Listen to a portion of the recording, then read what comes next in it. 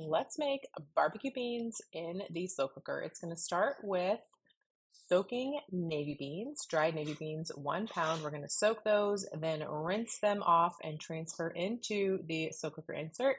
Because we're adding peaches to this, I'm going to add the juice from the jar of peaches before I then use my knife and just cut the pieces into bite-sized pieces, just right in the jar. Transfer those in with the soaked navy beans. Cut up the peaches if you need to into little smaller pieces. Then we're going to add all of the yummy ingredients: brown sugar, ground mustard, barbecue sauce, dried onion or onion powder will work too, the ketchup, and finally the molasses. That is a wonderful combination right there that is going to make the base of our sauce for our quote baked beans.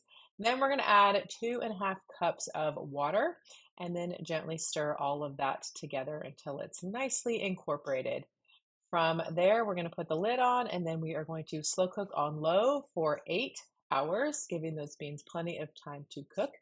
And then when you get to the end of the slow cooking cycle, I want you to add an 8-ounce can of tomato sauce just to thicken it up a little bit.